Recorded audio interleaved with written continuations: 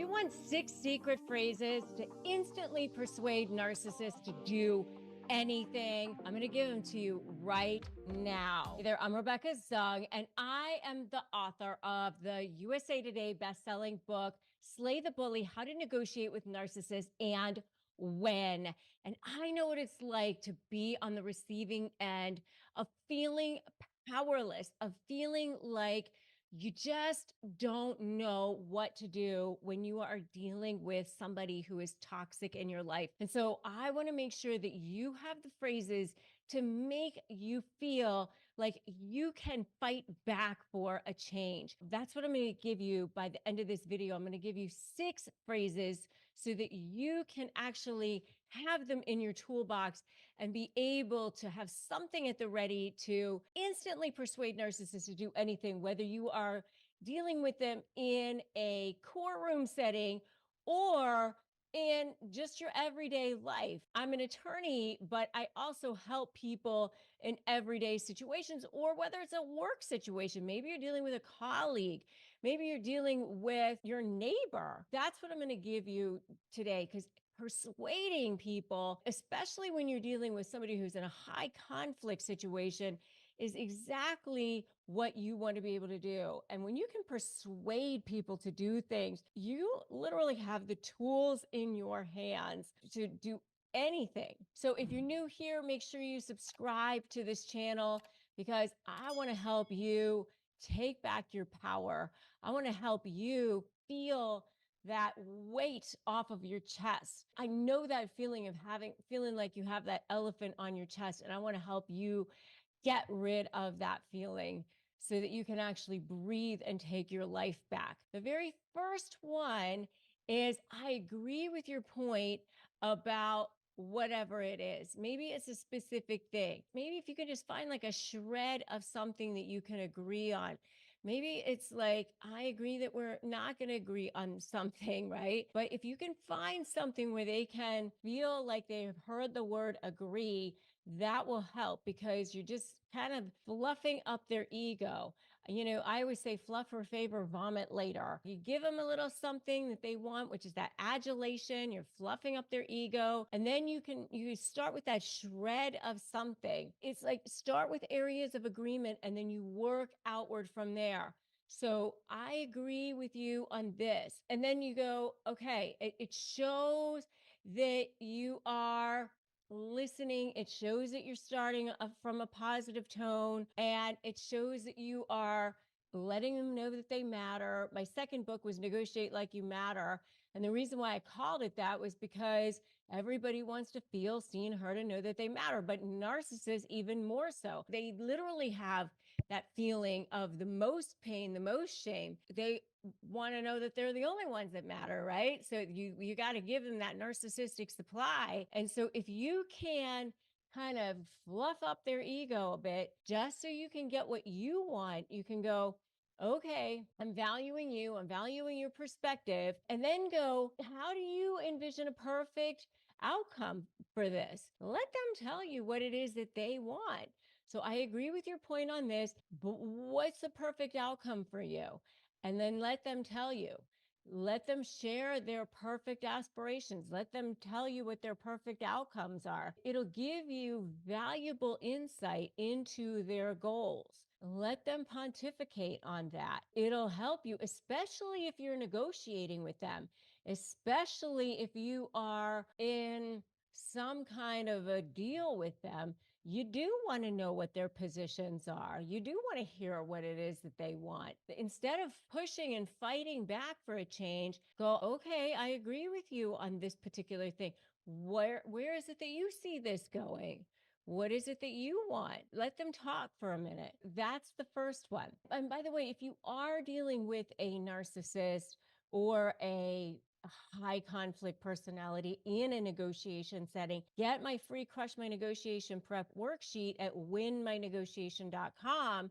It's a free 15-page ebook. Literally hundreds of thousands of people have gotten it and won their negotiations just on that. It's totally free. So go ahead and get that for yourself too, and it'll help you. Okay, the next thing is, we seem to both value blank. How can we use this common thing that we both agree on to address our challenges? So, for example, if you are in a divorce situation, I know that we both want the best for our children. I know that we both value this. It's sort of like a neuro linguistic programming or an embedded command. I know that we saw this really take place. If you've ever watched Mr. Rogers persuade a congressman in the 1960s, it was like 1969, and he got in front of Congress to ask for millions of dollars, and he was literally a public access television guy who was kind of dweeby, really an unknown at that point. And he had this kids show, and they did not really want to give him money. And he gets in front of these people. And the guy that he had to go in front of, the particular congressman that he had to get in front of, was known to be kind of a difficult person or whatever. And he goes, "All right, Rogers, you got the floor," and really was not in the mood for him that day.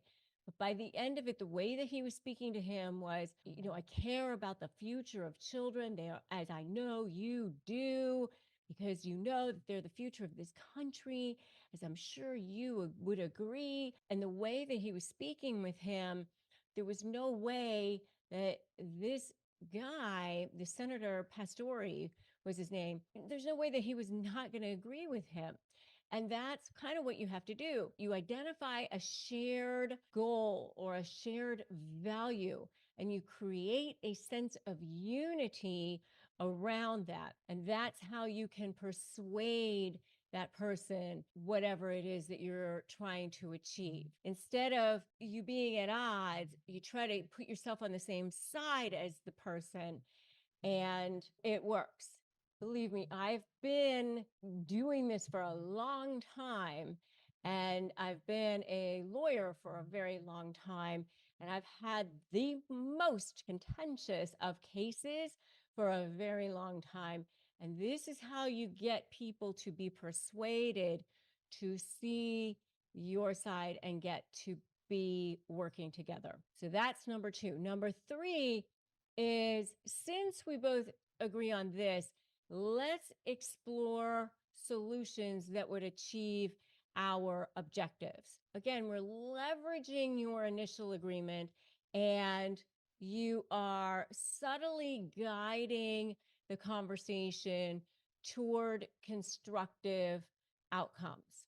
That's the next question that you can ask. The next one that you can ask is, what steps or do you suggest that we could take to get where we want to go? Instead of railing against, instead of going and being defensive, you can start asking them questions. This is really in the same vein of when I suggest to you, instead of responding with anger, to respond with curiosity. I've often said in my other videos to respond with curiosity. Well, that's interesting. Why would you say that? Or that's interesting. Why would you do that? Well, that's interesting. Why would you think that? This one is, what steps do you suggest that we could take to get there? And then as they suggest that, say things like, "I appreciate your insights," and then validate their insights and say, "Oh, well, here's how we could work toward more collaborative planning," and then continue to ask them for their input on that, and continue to ask them for more phrasing for shared insight. So the more that you can ask them for their opinion, validate their insights, and look for ways that you can start with areas of agreement and then build on that, it definitely helps. And then asking for what their ideal scenario would be for resolving issues also helps. Given our shared interest, what would be your ideal scenario? Given our shared interest, what would be your ideal scenario? So that's another way that you can phrase that. Things that you want to stay away from. You want to stay away from being defensive. I would say never jade, never justify, argue, defend, or explain. You want to stay away from cussing, name calling, using phrases like always or never. You want to stay away from any kind of where you are insulting the other person in any way, shape, or form. You want to establish positivity. You want to establish a collaborative tone. You want to make it seem like you're being mutually beneficial. You want to make it sound like you're listening to them. Maybe things are like their idea, or you're planting seeds for it to be their idea. You're responding with curiosity instead of anger. Okay. And if you are in a situation where it starts to get heated, where they start to become more personal, they start to become insulting or disrespectful, you can just say things like, thank you for the feedback. Or again, start to look at them as if they are a third party having a tantrum on the floor. Don't take things personally. If you need additional support, join my free private Facebook group, Narcissist Negotiators with Rebecca Zung. Make sure that you take your break if you need to. I always say SOS, stop and take a breath. Start observing them as if they're a toddler. And then S, stay calm. Don't allow them to let you get emotional. Never get emotional. Because if you do, then they have you, especially in high stress, high conflict situations. They will try to get under your skin. They're going to try to do that. You can say things like, I understand your perspective. I can see your way. I can see your way of doing things. If you can start to say things like that, I can start to validate you, then they'll start to be more amenable to listening to you. Fluff or favor, vomit later. And you can always do, making a plan, Stan, where you have an agenda or a scope before you go and talk to them, and stick to that issue. Have a time frame. When that time frame is up, you get up, you go. I gotta go. I gotta have an appointment I gotta go get to. You stick to that one issue of the agenda and make sure they know about it ahead of time. Okay. So that when it goes beyond that scope, you can say, no, this is the only thing that we're talking about today. As you know, let's dive further into this idea of unintentional gaslighting. So unintentional gaslighting can manifest itself in a lot of subtle different ways. It can be in a way that's dismissing somebody's feelings, disrespecting somebody's feelings, or discounting or invalidating somebody's feelings or experiences in a way that's not intentional, just like what it sounds like, right? But it's still damaging. It's still causing an impact to the other person. And while the intent might not be malicious, the impact can be just as equally as damaging. So here are some examples. Some examples can be toxic positivity. And what's toxic positivity? Toxic positivity can be you're overly positive, you're generally positive, even though the situation doesn't call for that. So like, somebody's feeling really depressed or really down, and the person that they're telling this to says, well, everything happens for a reason, or hey, it could be worse. And then the person doesn't really feel validated. The person doesn't really feel heard. They got this like sort of platitude response instead of somebody who like actually heard them, or somebody just responds like, stay positive, you'll get over it, or just look on the bright sides, look at all the other good things that you got to have. They're not feeling like they got heard, they got acknowledged, they got to somebody to kind of sit with them. There's sort of a difference between somebody who just wants to sit in toxicity with a person all the time, somebody who wants to do that for a period of time with you, but then also at least enough to be hearing you, acknowledging you, and seeing the colors of your emotion and the spectrum of your emotion and being there with you and then pulling you out of that, right? I did a whole video on toxic positivity, by the way, which you can definitely check out. That unintentional gaslighting can be that. So that's an example of that. And what can you do instead? You can say, I hear you, I see you, your feelings are valid, and I'm sorry you're going through this, and giving them positive reinforcement that you're hearing them, powerful phrases, and acknowledging their emotions and validating their experiences instead of just keep the faith or something like that. Or, another example of unintentional gaslighting might be something like you're overreacting, or it's all in your head, or you're too sensitive. Sometimes it's definitely a narcissist who's saying things like that, right? Like, is they're saying things to be hurtful to a person. But sometimes maybe people don't realize the depths of the situation or what's going on in a situation, and they're not realizing what's happening. And so they're saying these things to a person like, hey, come on, you're overreacting. And they're not understanding that a person isn't overreacting. They're not understanding that it isn't in a person's head. They are ending up gaslighting a person because they're not allowing a person to feel heard. They're not allowing a person to feel like their feelings matter. They're not allowing a person to feel acknowledged. And that's what this is about. When a person feels like they're not being acknowledged, when a person feels like they're not being heard, then they feel gaslit. Definitely not malicious. It might definitely be unintentional. When it comes through, it can be, as I said, just as damaging when that happens. That's another example of unintentional gaslighting. Anytime somebody is disregarding another person's opinions, that is an example of unintentional gaslighting. Another example of unintentional gaslighting might be just speaking in absolutes. You always do this or you never do this. Again, that's just kind of generalizing a person and putting them in a massive category that doesn't look to a whole person. When you do that, nobody is ever an always person or a never person. A lot of times these exaggerations are born out of frustration. A lot of times it's a form of gaslighting. Telling white lies can sometimes be a form of gaslighting. Sometimes you don't want to hurt a person's feelings, so you might say, oh, the party was boring. It can invalidate a person's feelings. Refusing to admit that their own memory is wrong, even if they're presented with evidence. I have seen this happen in court.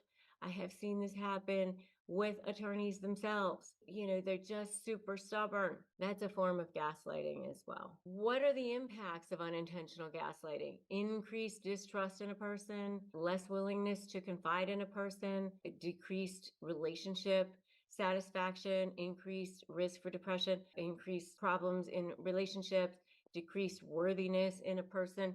I mean, all sorts of things, right? How do you respond to unintentional gaslighting? Call the person out on their behavior. Let them know this didn't feel good to me. I think that there's an issue here. This wasn't helpful. I think that this wasn't truthful. I think that this was hurtful to me. Focus on your truth. If you know that something wasn't truthful, let them know. And know when it's your time to not be in a particular relationship anymore. Know when it's time for you to put your boundaries up, or just say, hey, maybe this is a relationship that needs to be, at level 2 or level 3 or level 4, like it, not so close to you anymore. Ask questions or consider the intent of a particular relationship, right? And be aware of your own language too. Maybe you have to take a look at your own behaviors sometimes and try not to unintentionally gaslight yourself. And also making sure that you are speaking in a way that is in integrity. I want to share a story from one of my clients who implemented these strategies in her workplace. She was constantly belittled by one of her colleagues who undermined her contributions and was dismissed by that colleague, and her ideas were being dismissed. And instead of retaliating or internalizing the negativity, she started using these validating techniques, something that I taught in my high conflict negotiation certification training. She says, Rebecca's advice truly transformed my interactions by validating my own experiences and calmly addressing the behavior. I reclaimed my confidence and gained respect in the workplace. So that's the kind of thing that you can do. Validation is a powerful tool for building trust and fostering healthy communication. When you learn how to ask for validation, when you learn how to step up, when you learn how to assert yourself, when you learn how to be that person, when you learn your own self-worth, then everything changes in your life. Let's dive in. These phrases are not just words, they are tools of empowerment for you, specially crafted to help you reclaim your voice so that in the face of manipulation and control, you've got something to do, something to say. And I know that they work. You know why I know? Because I've been recognized as one of the top attorneys in the country. And I've got a USA Today best-selling book, Slay the Bully, How to Negotiate with a Narcissist and Win. And I've got millions and millions of views on this channel. So if you're new here and you haven't subscribed to this channel, what are you waiting for? Make sure that you subscribe, hit that notification bell so that you don't miss out on any future videos. So number one is I respectfully disagree. When a narcissist tries to belittle you, tries to belittle your opinion, calmly state, I respectfully disagree. It asserts your stance without escalating conflict. So what you want to do is you want to be able to have that invisible Teflon boundary that comes down around you so that you can start to look at them as if they are a little toddler having a tantrum on the floor, and that you can step back. I say stop, swap, and soar, right? And then you just stop, look at them. I respectfully disagree. And you can take your moment and step back. No, they're not going to like it, but it will be very healing and helpful for you. So that's phrase number one. So number two, I understand that's how you feel. It acknowledges their feelings without validating their unjust accusations. You don't want to have to deal with their false accusations. And that's something that I know you have to deal with all the time. And if you are dealing with that, I've got a free Crush My Negotiation Prep worksheet, which you can get at winmynegotiation.com. Definitely grab that because it will help you. I've had lots and lots of people get it. I understand that's how you feel. That's a really good one too. Number three is no, thank you. I mean, simple yet powerful. This phrase sets a very clear boundary. Do they like boundaries? No, but it helps you. These again are helping you reclaim your voice. That's what this is about, right? Your voice. Number four, I need to think about that. Again, you get to take a pause. Hit that pause button. Use this when a narcissist demands a quick decision to pressure you.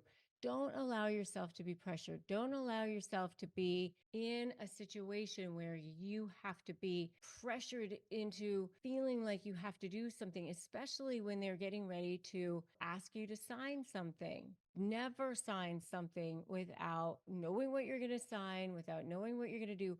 I've seen it over and over and over again, especially as a lawyer. No, thank you. Or I need to think about that. Both of those phrases together are very, very good. Just put no, thank you. I want you to put that in the comments right now. No, thank you. Number five is that doesn't work for me.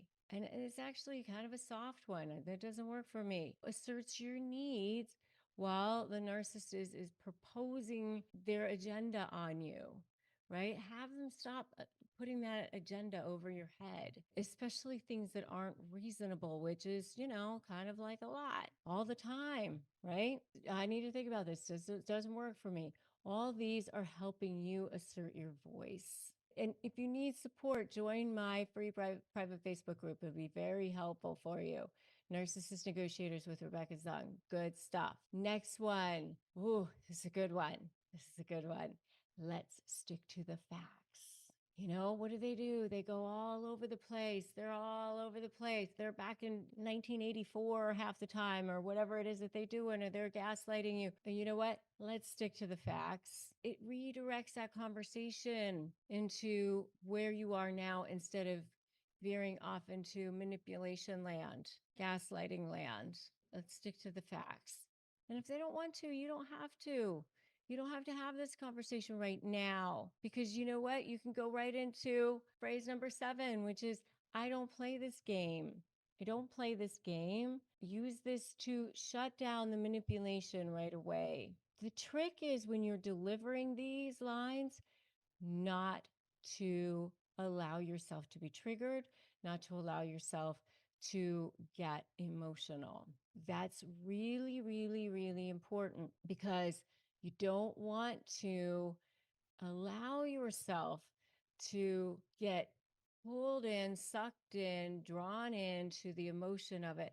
Because the more you can remain calm, the better you're going to be as far as being able to deliver all of this in a way that's not being drawn into the mud. Because if they bait you and go fishing and you're drawn into the mud, now they have you. Now they have you. I don't play this game. Just deliver it. Next one is number 8. We're almost halfway there. Number 8 is, I'm not comfortable with that. And I have seen situations as a lawyer, and you guys know that I've been recognized by US News as one of the best lawyers in America. I've done trials, I've done mediations, thousands of them. I've seen a lot of situations where people have been asked to do things that aren't comfortable for them. If you have been asked to do things that you're not comfortable with, and I'm not just talking about signing agreements here. I mean, I've seen people who've been asked to do sexual things that they're not comfortable with, or social situations, all sorts of things that they're not comfortable with. You can set your boundaries. What's negotiable are contracts, issues, and terms. What's not negotiable is your self-worth, your self-respect, your self-esteem, who you are. I'm not comfortable with that is a very polite way of setting boundaries. And you cannot have leaky boundaries around who you are. That's how you got drawn into this in the first place. When you start to say things like, well, you know, I just want to be nice. I don't want to be the bad person. That allows you to get drawn into doing things that are against your gut. I'm not comfortable with that is fine. It's a good thing to say. It's okay. You're allowed to be who you are. Give yourself permission to be who you are. Number 9 is, this conversation is over. You are allowed to get up, stand up, walk away, and feel your sense of self-respect. Give yourself permission. It's essential for when a narcissist is being abusive, demeaning, judgmental, condescending, disrespectful. Give yourself permission. That's phrase number 9. Phrase number 10 is, I'm choosing not to respond. And you're allowed to say that too. Give yourself permission to not respond. Great for deflecting baiting attempts. You can say things like that, right? That's your perspective. That's another one. Phrase number 11. That's your perspective. That's the way you think. It's not the way I think. I used to say that other lawyers, that sort of thing, even in situations like that, that's your perspective, not mine. It acknowledges their viewpoint without having to agree with them. It's like you're observing it. The next one is, I'm not going to argue with you. I mean, I've been in social situations where people have said things that are just flat out wrong. That's fine. You don't have to agree with people. Once you get old enough, you start to realize, you know what? People can just say whatever comes out of their mouth, and who cares? What difference does it make? It just doesn't matter. They can say, think, or do whatever they want. It really doesn't matter. I'm not going to argue with you. Don't escalate situations. It just stops escalating situations in their tracks. So that's number 12. Number 13 is another, one that's sort of similar. And they hate this too. You know why? Because they want that supply. They're baiting, they're fishing, they're trying to get you into it. Come on. And you're going, no, not doing it. So phrase number 13 is, I won't participate in this. I'm not going to participate in this conversation. And especially when the conversation turns toxic, but they want you to so bad. So phrase number 14 is another one that's similar. That's an interesting opinion. It's an interesting perspective, is another way to say that. Very neutral, very non-committal. It doesn't give them the reaction. They want reaction. They want supply. That's why they won't give you up a lot of times. They moved on sometimes to other supply, and you're like, why won't they leave me alone? Because they're looking for supply from you. That's why when you go to create your strategy, my SLAY method, strategy, leverage, anticipate in you, you've got to figure out a source of supply, that diamond level supply, that's more important for them to protect and defend than the supply that they get from jerking you around, and then threaten that source of supply. And that's what I teach you how to do in the SLAY method. Next is number 15. We made it here. We made it all the way to number 15. Do you know what it is? It's let's agree to disagree. Or another way I say it is, I agree with you. I used to say to opposing counsel, we can disagree without being disagreeable. It's a way to end a circular argument. If one person is fully entrenched and another person is too, you're going to be parallel forever. You're never going to get anywhere. Let's talk about that first verbal psychological trick to make an aggressive person sorry. But the first thing that you have to do is stop defending yourself. All right. You don't defend. Never come back with defending yourself. If you start pushing back right away, they're going to push back. You're going to push back. And nobody is going to get anywhere. I would say never jade. I would say I love jade because, I'm half Chinese. So, but never jade, never justify, argue, defend, or explain. Because when you do that, you're just going to raise the temperature even more. And by the way, you're never going to convince them. You're never going to get them to go, oh, you know what? I see that now. I see your side. I didn't think of it that way. Especially if you're dealing with a narcissistic person, a high conflict person, they want to be right. It's all about them being right. If that's the type of person that you're dealing with, you got to just pull back. You got to pull back. You got to let go of the reins. You got to let go. If you're playing tug of war, right? You got to let go of that, because then somebody's like easing the tension there. So if you just let go and just let them be, then somebody is letting go of the reins and never justify, never argue, defend, or explain. So the first thing you got to do is never justify, argue, defend, or explain. Stop, okay? And let go. Really, the second thing is to let go. Just let go and let them be like that. Let them be like that. Because you are going to have a strategy here that is going to be much more powerful. I call it ethically manipulating the manipulator here. You're going to come back from a much more powerful place, a much more strategic place, a much more tactical place. You don't want to be pushing back against them, because you do that, you get nowhere. The next thing I want you to do is I want you to actively listen. I want you to actively listen. And while you're actively listening, I want you to be validating them. I want you to be validating them. You're going to be saying things. I call it fluff for favor, vomit later, in a lot of ways. But you're going to be actively listening, and you're going to be saying things like, oh, I hear you. I understand.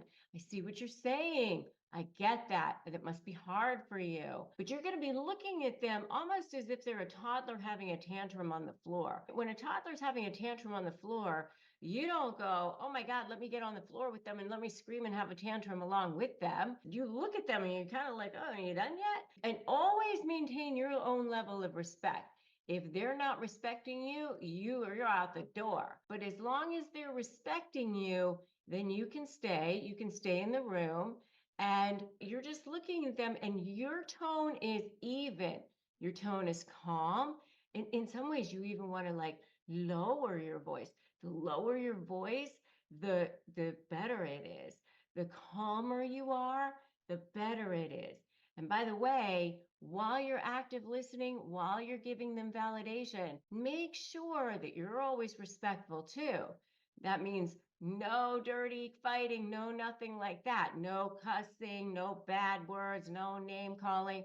You're maintaining your level of respect too, because as soon as you start getting into the trenches with them, now they're seizing on that. Oh, you called me the name. You said this, you said that. Now it's going to be all about that thing. So active listening, validation, respectful, calm. You don't go back. You don't push back. You let go. Active listening, validation. Now, the next thing I want you to do is use words like I feel, I feel, I feel hurt. I feel disrespected. You don't use words like you, because if you use words like you do this, you do that, they will be triggered. When you do that, they will be triggered. So you frame it in terms of I. And when you do that, they will be starting to listen to you more. The next thing I want you to do is I want you to start with areas of agreement and then work toward those areas where there might be more conflict, more areas of disagreement. So psychologically, now you're starting to have momentum. Well, I know that we can agree that we both want the best for our children. I know that we can agree that we both want whatever it is. Whatever it is that you can find common ground on, then that's where you start. I know that we can both agree that we both should have respect for each other. Whatever it is that you can come up with, that there should be something that's an agreement on. Because the more that you can have an agreement with each other, and the more that you can have non-defensive communication, the more that you will lull that other person into believing that there's non-defensive communication, that you're in agreement on things, that you're now starting to have momentum on agreement on things. And now, hey, why lose the work that you've already done? Why get rid of that momentum? We're actually getting somewhere here. We're actually covering some ground. So let's not throw all of this away so far. Let's continue to work toward resolution since we've already gotten this far. And so now you've gotten this harmonious environment going. And as long as you don't stay triggered, you have to stay low to the ground. Don't allow yourself to be triggered. Even if they say something that's triggering to you, even if they say, you know that you're the one who always does blah, blah, blah. You're the one who's always late. You're the one who never does blah, blah, blah. Whatever it is that they try to barb you with or whatever, just let it go by. Let it go by you. Don't allow yourself to be pulled in, sucked in, brought in, because if you do, then you're going to be right back where you started again. Is this making sense? Give me a yes in the comments if this is making sense so far. It's not an easy thing to do, okay? And that's why I have free phrases for disarming narcissists, which I definitely highly recommend that you get at disarmthenarc.com. Make sure you grab those because you will need them. You will need them for emails, for your text messages, for your communication in general. Make sure you grab those. They are totally free.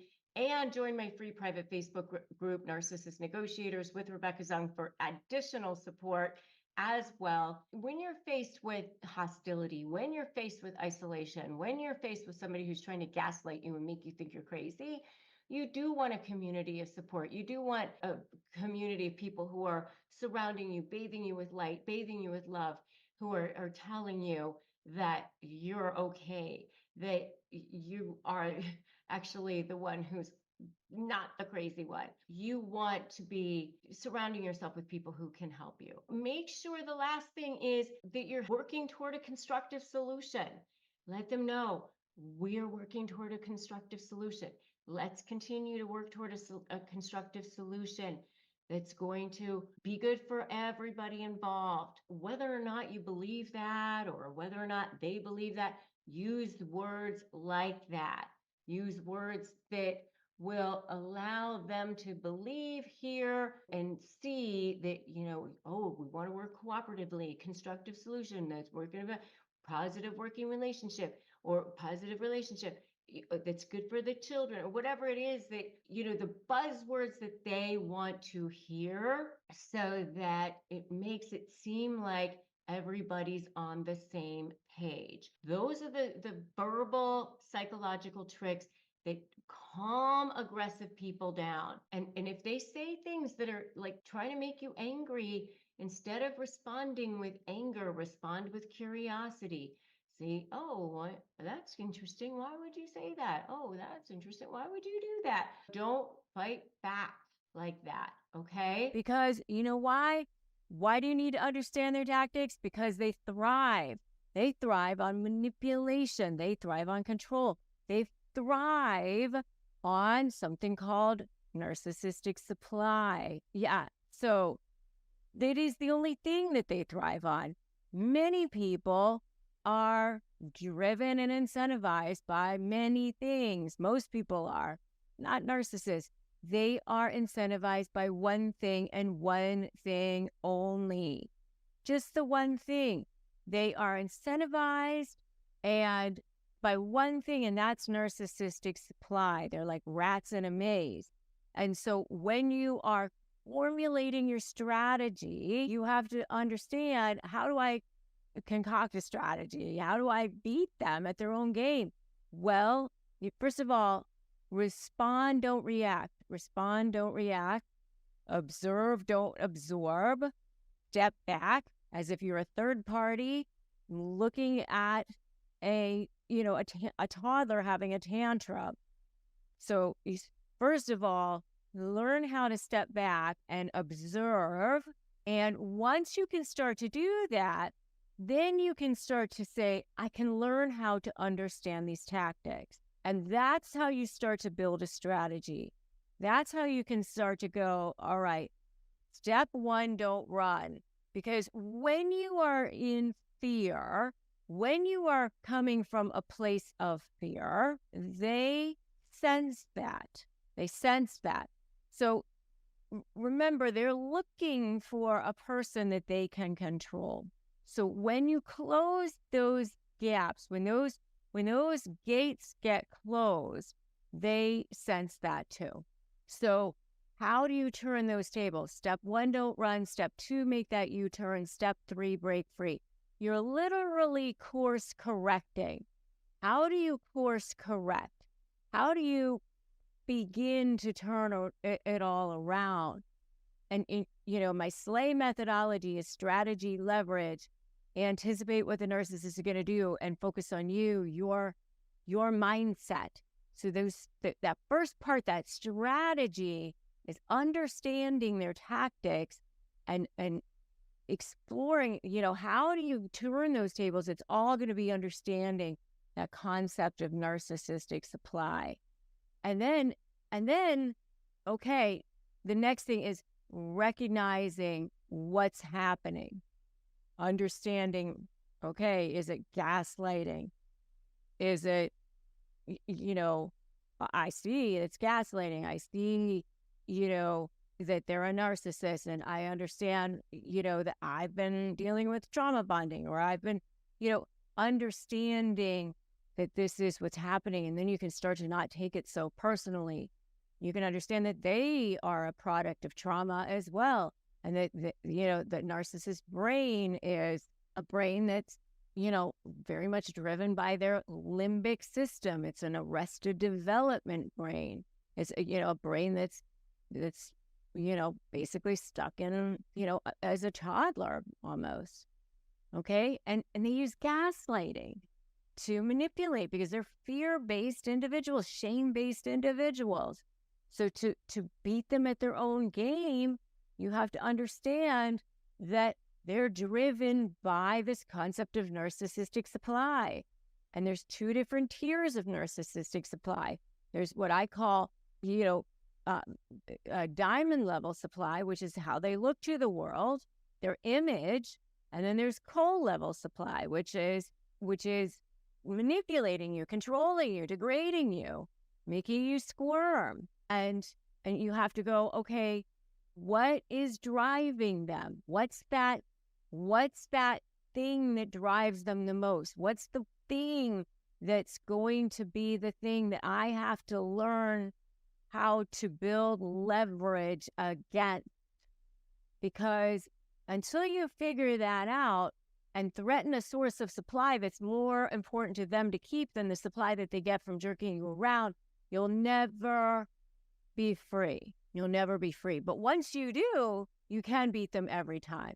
You absolutely can beat them every time. And then that's when you can build your leverage. And that leverage is the L. That leverage is the L, because that's when you threaten that source of supply. You go to the exposing potentially their, whatever that source of supply is, because they have this deep need for admiration, their deep need for constant praise, deep need for adulation. And that's how you regain control. And you stop being in fear of them. You inch a little closer. You turn that ship around, because once they see you're no longer in fear, that also shakes them up a little bit, because they're way more afraid of you than you are of them. They're afraid that you're going to see them who they are. They're afraid that you're going to abandon them. Refocus, recondition, move a little closer, stand a little firmer, stand a little taller, a little bit more, a little less conditioning this way, a little more conditioning that way. Small baby step. And then watch as they struggle to understand what's going on here. There's a new game in town. Watch as they see that there's a shift in the wind, right? Start setting those boundaries. Start setting those boundaries. That's what you start with.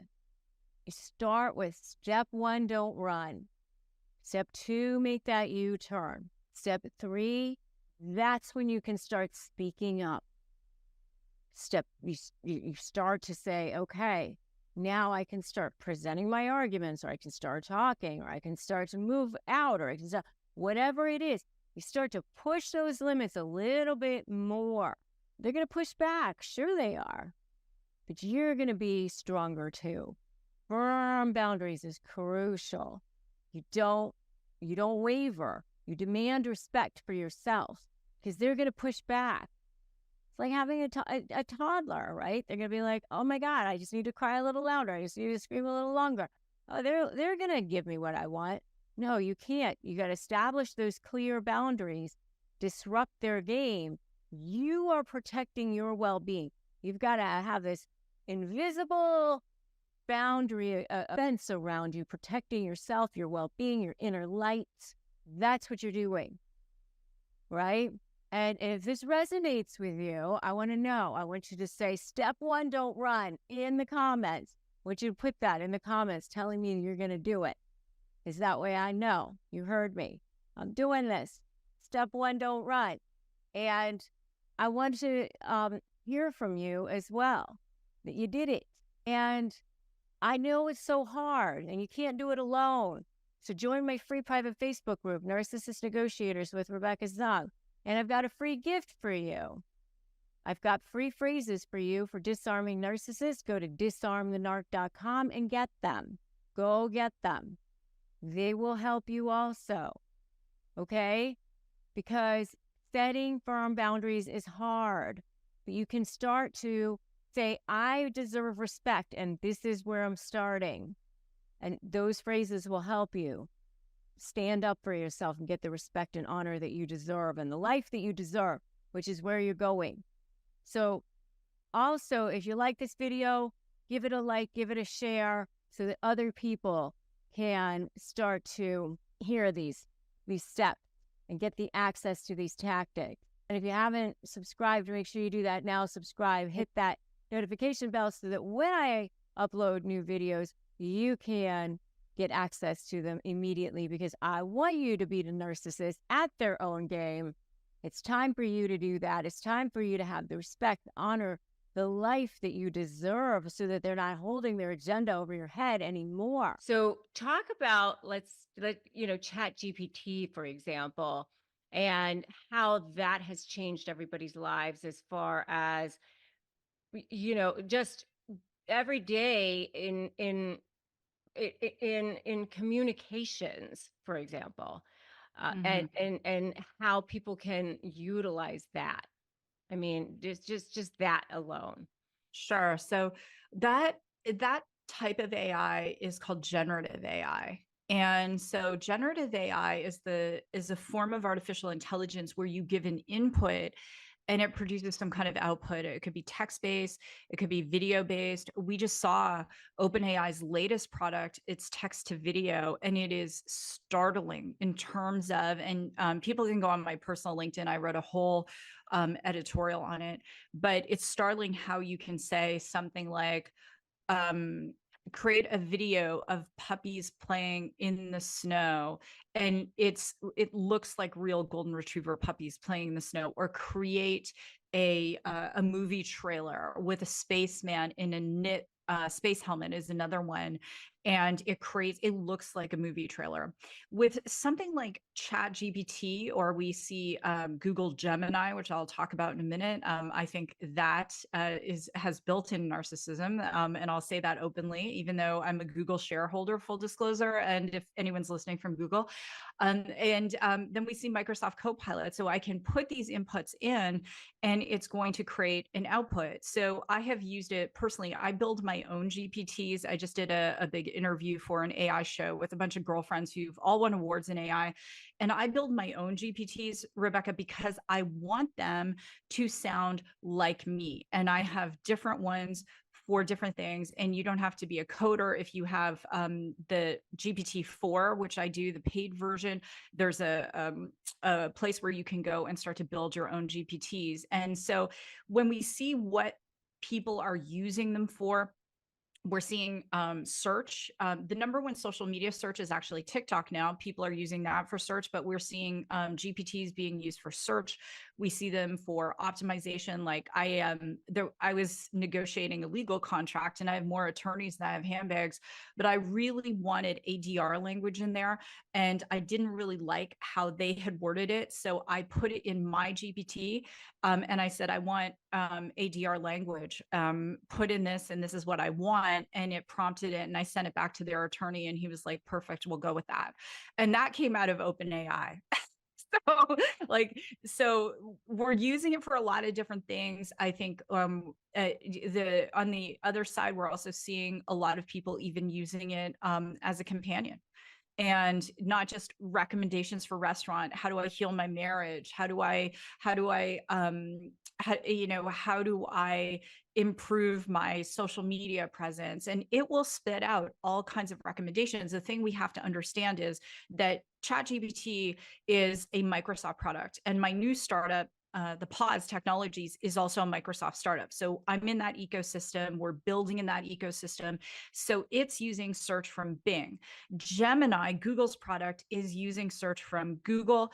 And then you've got Microsoft Copilot, which a lot of my friends who are technologists, data science, and so forth are very excited about that one. It is also a Microsoft product. And then we have Grok, which is the one that Elon's team built that is over on X. And so there's a lot of different generative AI platforms out there. How people are using them and how people like me are using them is we're using different ones for different things. Okay, so when you say build your own to make it sound like you, can you give more direction on that? Well, because I love you in this like girlfriend chat, how long have I been telling you as your sister, let me build one that sounds like Rebecca? It's easy to do. Okay, And I could do it in literally 15 minutes. So how you do it is these models are very data hungry. So I'll give you an example. So I decided for some reason, having an esoteric like moment, I graduated from MIT Sloan. I'm going to go back to MIT Sloan and do this chief digital officer program.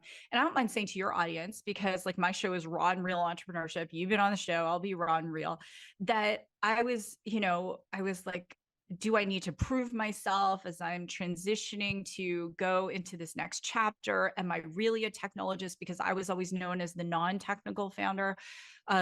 So I decided to go back to school. So what I did, here's an example of a GPT I built. I went into ChatGPT and I took all of the contents of the program that I am studying at MIT.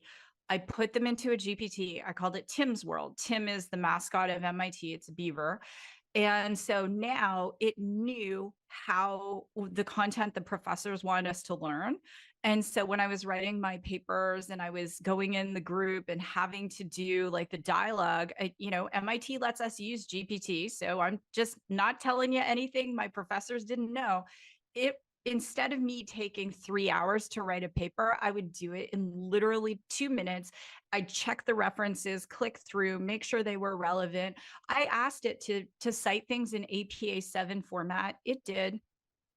And it was like that. If I was building one for Rebecca, what I would do is I would take inputs of things that Rebecca had written, and I would say, we are training the model. I would tell it, we are training this model, and this is the language, this is the tone. I would even give it references to interviews you've done. It doesn't really currently read video, but it will read images. But it is great at reading text. I'd give it any text, video, or interviews you've done, and I would train it to sound just like Rebecca. Then you can actually export that GPT, depending on, all sorts of different things. You have people who do it for you. You can export it and use it. So you could go to Rebecca's website and interact with it as though it's Rebecca. You can build a chat bot that sounds just like you and have it embedded in your website. Okay, interesting. And all of that is in ChatGPT. In GPT-4. And then there's a developer section there. You don't need to know how to code, but if you wanted to build, say, a chat bot, then there's some coding that's required. But these tools have made things so fast. It's incredible. So even for my new company, we are going to be building our own LLM, our own large language model. We're going to build right now in women's menopause. It is disgusting, the disparities in health. Just to give an example, Rebecca, heart disease kills more women than all the top 5 cancers combined in the United States. 70% of the data on heart disease comes from middle-aged white men. Neither you nor I are a middle-aged white man, yet the majority of that data set is from this. So we're gathering our data as we're launching our platform, which will come first in the App Store, and then it'll come in the Google Play Store, and it'll be an amazing platform for women to be able to get the best customized recommendations for menopause. And then we'll take that, we'll build our own large language model. But currently, basically anyone can build a GPT. Anyone can do it. So if somebody is now saying, hey, I want to be able to negotiate powerfully, I want to have the edge and be able to you know,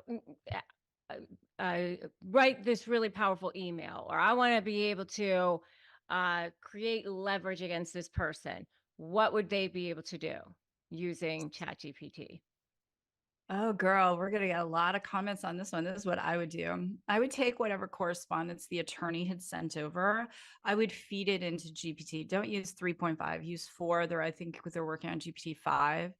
I would feed it in and I'd say, help me negotiate based on this.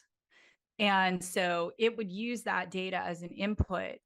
Give me questions that this attorney is likely to ask based on this correspondence.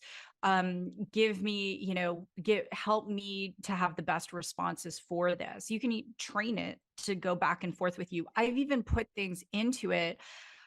The other day, there was a GPT outage last week, but prior to that, even OpenAI, and I'm going to call them out because they have not one woman on their board. They have a female like a board, monitor, but they don't have a woman on their board. We are literally the generation giving birth to AI, but there is no current. Every company, Target is an AI company, Walmart is an AI company, any company using AI is an AI company. And women are naturally the ones that give birth. And there are a lot of smart women out there. Every company should have, firstly, someone who specializes in AI on their board. Secondly, every AI company needs to have women on their board, not just observers, but actually on their frickin' board. I said the same thing to Julie Sooth, Secretary of Labor, when I was with her at the CES this year in Las Vegas. And this is the disgusting to me that there's no legislation. That's my little soapbox. So that's as an aside, Rebecca. I know we were talking about that. But the reason I bring this up is GPT, even OpenAI will admit, oh, we know that GPT isn't responding the way it should, or blah, blah, blah, blah. I've actually said to it, your response isn't good enough. Do critique your own work. It will critique its own work. Yeah. So let's say you want to create a response. Okay. So you put it in ChatGPT, you can do it that way, right? So you want to say, I want to create an email response, put it in ChatGPT. Right? Yes. Yeah.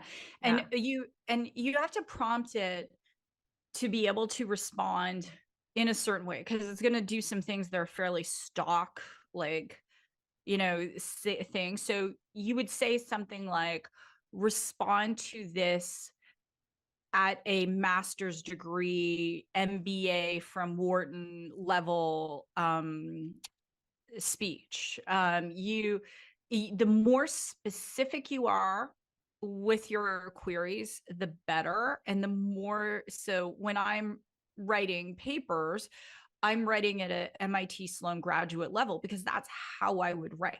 And so that's what I tell it to do. But if you just put in like, oh, what should I say? It's not going to help you. You would say something like, what would a $750 an hour attorney respond to in this case? How would they respond? Respond like that. Respond from the point of view of someone who wants to win this case, and it will disclaim it and say, just so you know, I can't make any promises. No, but the thing it's going to help you do is organize your thoughts. It's going to help you come up with ideas. And AI is the first technology that is really there to enhance how humans think and produce output. All the other technologies have been like, let's move us from place to place. Like when cars started, when airplanes started, kitchen gadgets, let's just make things more efficient. This is the first technology that's designed to make our brains more super efficient, like pure technology. And that's what it should be used for. But at the end of the day, you've got to check your work. You need a sanity check. I'm not suggesting you replace your attorney with GPT by any stretch of the imagination, but it is incredibly helpful. And most of my friends who are professionals are using GPT. Yeah, for sure. What other types of AI could somebody engage or use for getting the edge in negotiation or leverage or dealing with narcissists or dealing with somebody that's high conflict? I'm going to That is an excellent question. I'm gonna shift to the dangers of AI with the people are negotiating with. Okay. So I want to shift because I think your question is brilliant. Of course, we want to know what we're up against. So everyone listening, watching, you're negotiating with a narcissist. And believe me, I have negotiated with narcissists in business, in life, and it sucks. Narcissists will always use tools that are out of integrity because they don't have integrity. So I want to talk about what narcissists are using that are so damaging right now. So let's start with deepfakes. So there was the Taylor Swift deepfake. And the good thing And is, I just want to make sure that people understand what she's saying. It's DEEPFAKE. So it's like deep fake. Yeah. Is that, just not everybody understands what you're talking about. Right? Sure. Yeah, no worries. So what that was, it was widely in the media that it looked like Taylor Swift had, essentially was in porn. Now, I want everyone to know two things. Taylor Swift has millions of fans and they knew it wasn't her. And so that way it didn't last. It wasn't a problem for her because she had built a stellar reputation. To make a deep fake, it only costs, Rebecca, it can cost as little as $30-$40. You can have it done overseas and you only need about 10 images of that person to make it happen. Wow. That's number one. We are seeing where young girls are getting bullied with deep fakes. Before, you would have to take an image of the person, Photoshop it. Not anymore. With generative AI, you can have these deep fakes created. So what I am concerned about is our young women. I'm concerned about in terms of negotiating, in terms of divorce, in terms of relationships, in terms of business conflict. We're going to start seeing, and we're already seeing what has happened with this election. We're going to see it at the C-suite level. We know that you and I were talking about on the show, prior to the show, that when a team of people want to destroy a woman in a leadership position, they'll just talk smack about her. They'll talk about her boobs. They'll do all sorts of stupid stuff. They'll say, oh, she's in menopause. Oh my gosh. Now they can do even worse. They can make up things she's written. They can make up images about her. They can make up videos with her. So the OpenAI Sora that I was talking about making the videos, how do you know it's not going to be able to produce a video of a CEO who goes to church, who volunteers, who is a mom, pole dancing? We don't know because we don't know. We won't know until we use it and get our hands on it. We've seen the images that Google Gemini has created that are false. We have seen, I put into OpenAI DALL-E, I asked it to create an image. It was such it was a very provocative image, and that's not at all what I had asked it to create. So it is so easy for these deep fakes, and it's also easy for deep fakes for voice. It's easy for deep fakes for video. So we're going to see we have seen nothing yet in terms of how dirty divorce is going to be, how dirty it's going to be in the corporate landscape. This election is already shaping up to be dirty, dirty, dirty. And it's, I was talking to a friend of mine who's a congresswoman, and I'm like, I don't know how you do it. The vitriol, I don't know how you do it. This election, and this is not about one party or another, or candidate or another. This is often foreign, overseas collusion creating this, and it's not necessarily about the candidate asking them to do it. So it's about to get dirty on a whole other level, and we have to know this because I'll share my tips in terms of how you can protect yourself. But you have to know that it's about to get dirtier than you've ever imagined, and we're even going to see new forms of law that come up just to deal with these deep fakes in terms of things like divorce. So, well, how do people know if it's real or not? How can you verify? You can't. that's the whole thing. So Meta came out with a statement, and they said, oh, we're allowing our users to say if it's AI generated or not. Here's why. They actually don't know. Back in 2008, when Facebook first started, we would, you would get the thing, is that Susan with you? And you go, yes. And then I had a hat on and you had a hat on. Is that Susan with you? You go, yes. That's called data annotation. All of us with Facebook accounts were complicit in training the largest facial recognition image data set in the entire freaking world. We did that. So we, I hope everyone, made a lot of money in Facebook because you trained the data set. I trained the data set. Now, once again, their AI can't tell if it's AI generated or not. So they're asking us to annotate the data. It's super smart, right? It's super smart, and that's great. I invest in tech as well as being in tech, but they can't tell. And the deepfakes are getting better and better. And the videos, it used to be that they're somewhat pixelated, so they're like, you could see the little boxes like Legos. You can't see it now. And if anyone watching or listening, if you go to YouTube and you go to the OpenAI YouTube channel and you look at their video on Sora, it will blow your freaking mind if you have not seen it yet. It shows you the text prompts. That's called prompt engineering, how you ask an AI to do something, and the outputs. It's incredible. So scary. So how do you prevent it? You can't. You can't prevent it, but there are three things that I do want to say, and I'm on a crusade about this. So one, for your children and your grandchildren, you need to have a private family phrase that you never text, you never, ever put anywhere. It's not even written down. And that is something within your family. And so what we're seeing is people who are getting phone calls. This is a scam going on right now. So if you see a robo dialer, like a caller calling from multiple different numbers and you don't recognize the number, don't pick it up.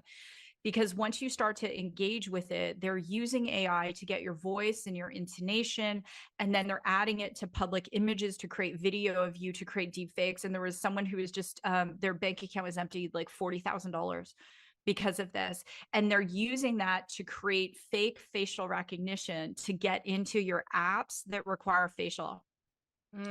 So this is some old school stuff. So number one, have a family phrase. We have one, Rebecca. No one knows what it is outside the family. The kids know what it is.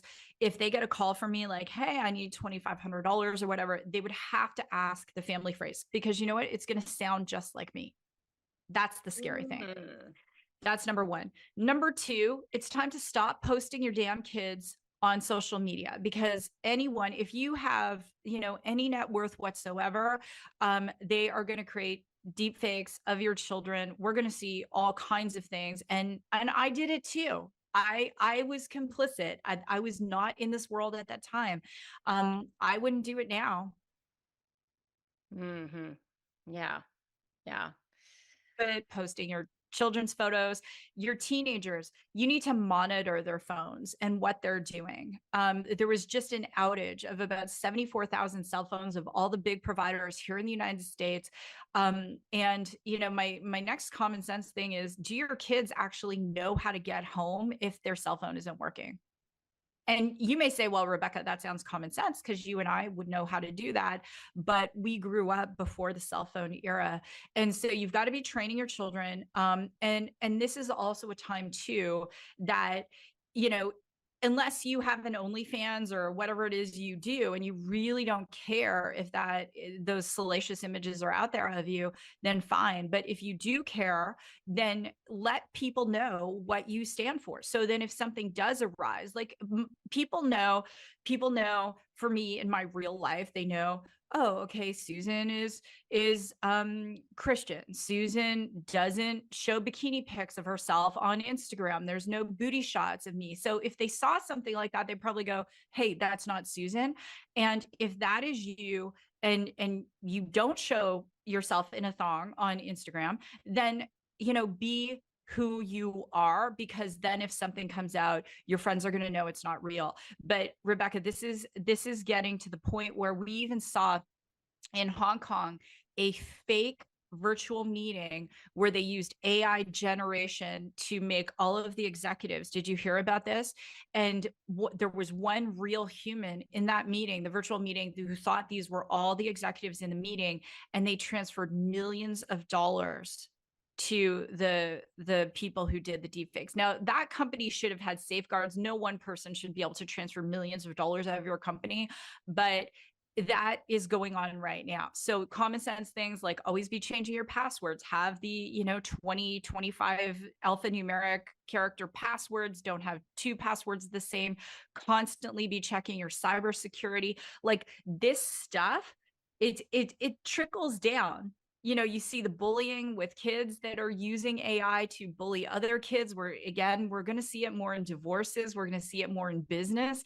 And you have to practice the common sense things to protect yourself.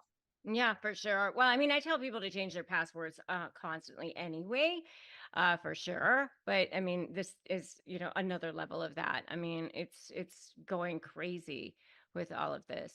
So these are all really, really great tips. How do you do that? Well, basically staying calm and matter of fact and using the CARS method.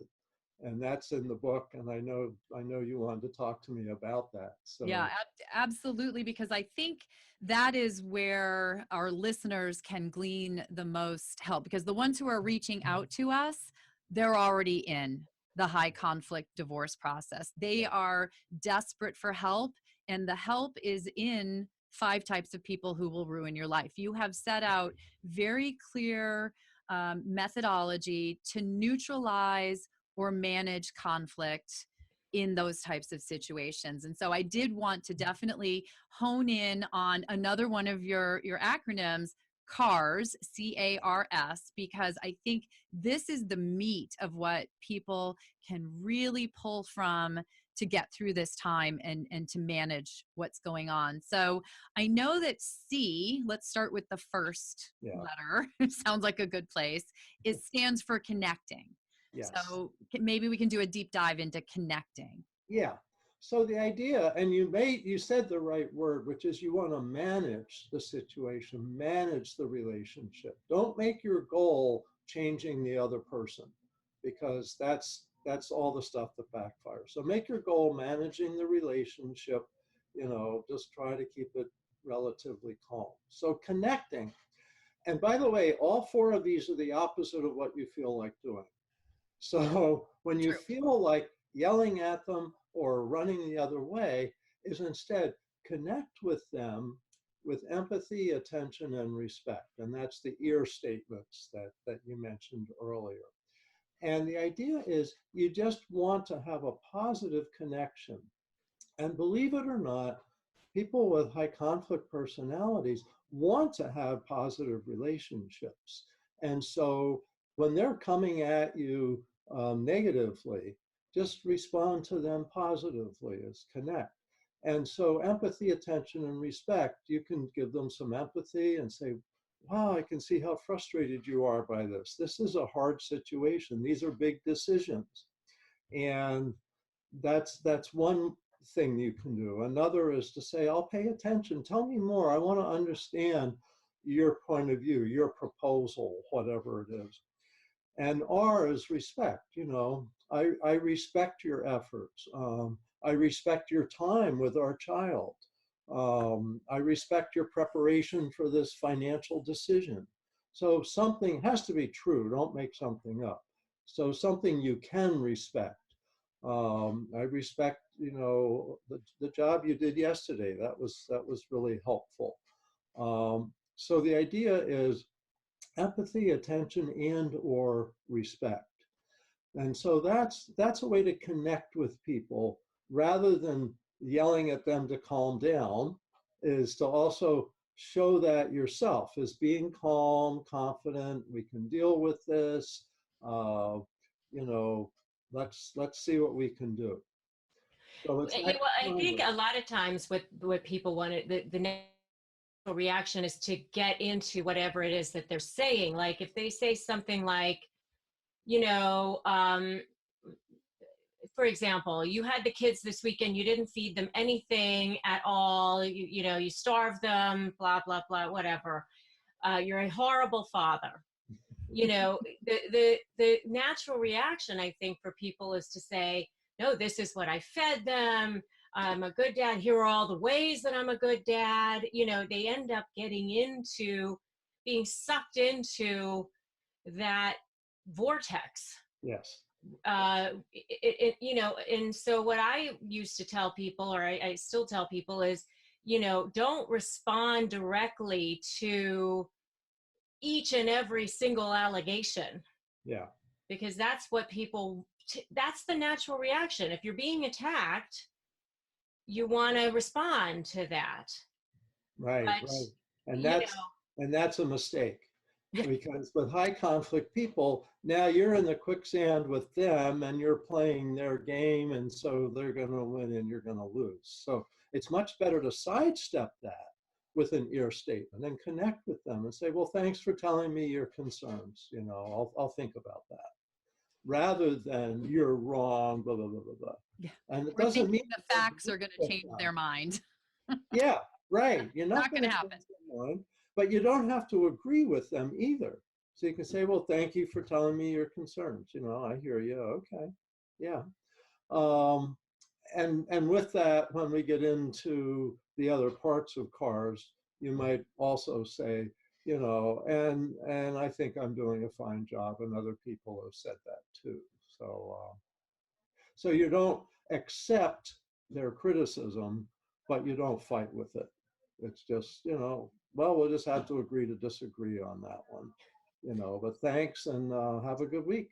That felt a little biffy. Yeah, right. There's overlap in the tone of your statements and Biff responses, because Sure. you're not fighting with them. You're just keeping it on the positive. Yep. so the A in CARS stands for analyzing, and that involves talking about the choices or options that people have. It may sound confusing to our listeners, but it can be effective. And maybe, could you expound on that a little bit? Yeah. Well, first of all, think of the brain, that we have different parts of the brain we respond with. And I tend to think in terms of right and left hemispheres, even though the higher parts, higher thinking, and lower parts. But generally, right brain thinks more about relationships, is where we get more defensive energy. Left brain's more logic, problem solving, etc. So connecting with ear calms the right brain, and now you want to focus them on more left brain problem solving. So having choices makes you think. Having to make proposals makes you think. Writing things down makes you think. And so we want to get people thinking. We want to calm them, but then focus them on things.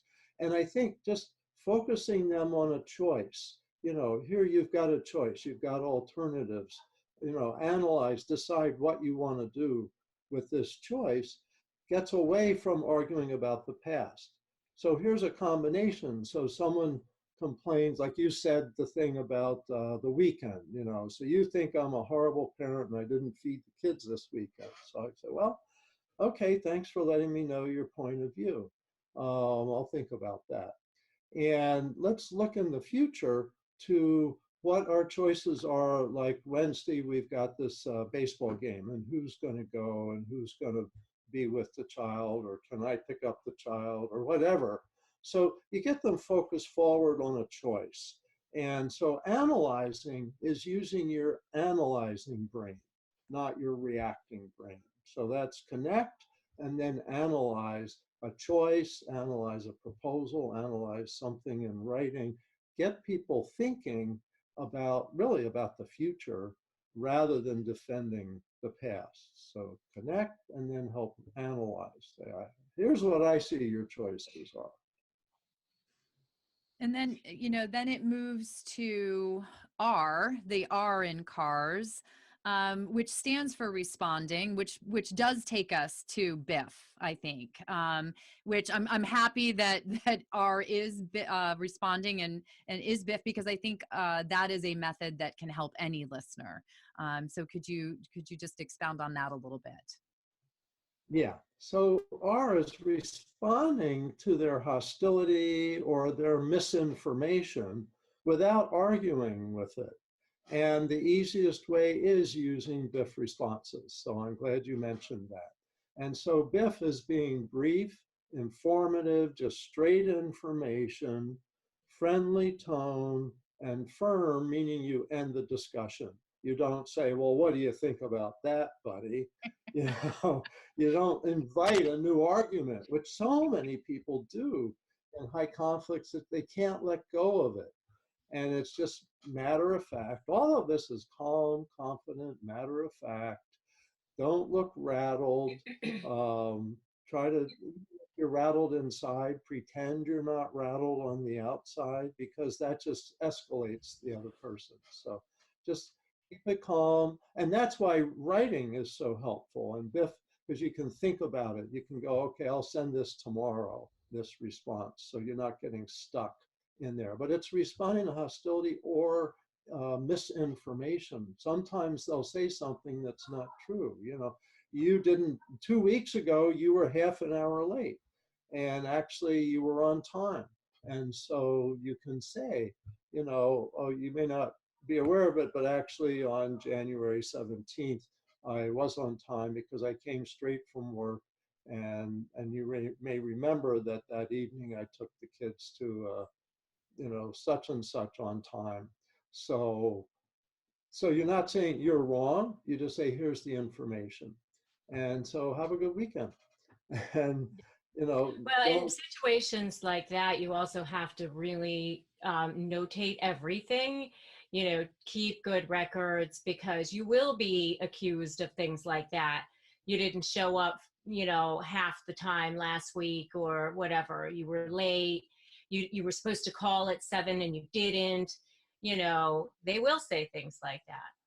Yeah, I really agree, is keeping records of any potentially controversial event, keeping records of parenting time, etc., doctor's visits, you know, all these kinds of things. It's good because it's people with personality disorders or high conflict people, which a lot of overlap there, tend to distort information.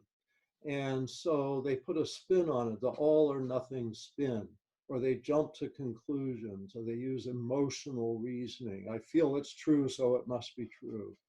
And so writing things down is really one of the best ways. And if you do end up in court and you made notes the same day that something happened, you're a lot more credible than if you go, well, yeah, I think last year I did that.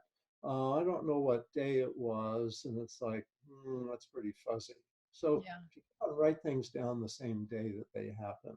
But We giving, actually, giving this information is so important. And you can just say, oh, well, my notes say I did pick them up on time that day. Yeah, it was 7 p.m. or 5:30.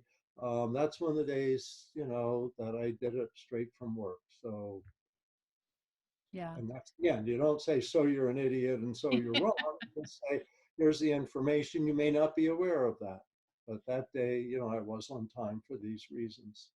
Yeah, we actually recommend to a lot of our clients that they use some of the new co-parenting apps like Fair. We had the Michael Daniels, the creator of Fair, on, and he actually has an element to the app that allows for checking in. So you can actually use the app to geo-check in to show that you were somewhere at a certain time, but it also allows you to keep records and take notes in that contemporaneous fashion, and then the reports can just be downloaded for court. So there are a lot of ways for these days, you know, that technology allows people to keep track of a lot of that. Right. Yeah, And it avoids a lot of arguments. and Michael actually developed that part of his app because he was accused of something and ended up only being able to prove he was somewhere because he happened to have a toll receipt because he took a toll road. and it had the time stamp on there. And so he was able to prove where he was, but without that, he wouldn't have been able to prove it. So he developed this part of the app to help others not have to deal with that same thing. But you know, a lot of what you say is, I think, easier said than done for people, because they're so emotional. And really what you're saying is, you know, remain calm. Don't get into the thick of it with them. And when you're being attacked, sometimes it can be difficult. So I like the S part of your cars, because I think it really kind of helps tie up that piece of it, where, you know, it's so difficult sometimes when you're being attacked, not to want to respond. So talk about the S and setting limits. Yeah. So setting limits is so common of an issue with high conflict people, because they don't stop themselves. That's why they keep going. They don't have the self-restraint. And so individually and as a society, we need to set limits. That's why family courts have become so busy with restraining orders. When I started practicing law in 1993, restraining orders were less than 1% of what we spent time on. And now it's a huge part of family law practice. Yes. So stopping people, setting limits, letting them know what they can and can't do, what your consequences will be. If they do this, I'll do that. And so keep in mind, you can't control the other person, but you can say, if you do this, I'm going to have to do that. Or if you don't do this, I won't be able to do this other thing that I've been doing for you. And so it's getting them again to think ahead about the consequences, about the future. So you're saying, I won't participate in it. If you talk to me that way, I'm going to have to stop the conversation. I think of, for example, I represented a mother who'd been a victim of domestic violence, or survivor of domestic violence. And her ex-husband-to-be represented himself, and he'd call me up and he'd say, now you tell that such and such that we have to do this and this. And I'll say, you can't talk about my client that way. That's very disrespectful. And he said, well, I'll talk about her any way I want. So you tell that such and such. And I'll say, sorry, but if you speak to me that way, I'm going to have to hang up and end the conversation. So please don't speak about my client that way. Well, I don't care. I'm going to do, okay, I'm hanging up now. You made your decision. Goodbye. And so it's letting people know you can set personal limits, who you'll talk to, when you'll talk, what topics you'll talk about, all of those things. Now, of course, if you're in a dangerous situation, just get out of the situation. Don't give them ear statements. Don't give them choice. Get yourself out of the situation. But most of the time, people can just say, this is what I'm willing to do and what I'm not willing to do. So S is setting limits, letting people know what's okay, what's not okay, but just very briefly. And you can do this with empathy, attention, and respect. You know, I'm sorry I have to do this, but blah, blah, blah. Actually, that violates something else I teach, which don't apologize to angry, upset, high conflict people, because then they use it as ammunition. So what I've tried to do is replace I'm sorry with I'm saddened by. And so I'll say, well, I'm saddened by this, that I have to say no, but I have to say no to this request that you've made. So you can give them some empathy at the same time that you're setting the limit. I teach judges that. I say, make all the orders you need to make, but tell people, look, you know, I know this is a hard time, and I hope someday you'll appreciate that by stopping this behavior, you're benefiting much more in the long run. That's a great substitution. I like it saddens me or it pains me to do this, as opposed to I'm sorry, because I think that is a natural response to say I'm sorry. Right. Especially for women, I think we tend to say sorry more than we should, you know, in situations like that. I mean, or you could even say it's disappointing that we have to do this, but that's a great point. Yeah. So you don't have to be harsh to set limits. And someone suggested one day, and I like this, is think of The Godfather. If you watch Godfather movies, the Godfather's hard to hear because he whispers when he's setting limits. And it's like, you know, pretty powerful, pretty dangerous, but it's not the volume of your voice, it's how firm and consistent you can be in following through. And that's the other thing, is people have to realize you may have to repeat all of the aspects of the CARS method over and over again, and it's okay. Repetition often helps people go, oh, now I get it. You're not willing to talk to me about that subject. Okay.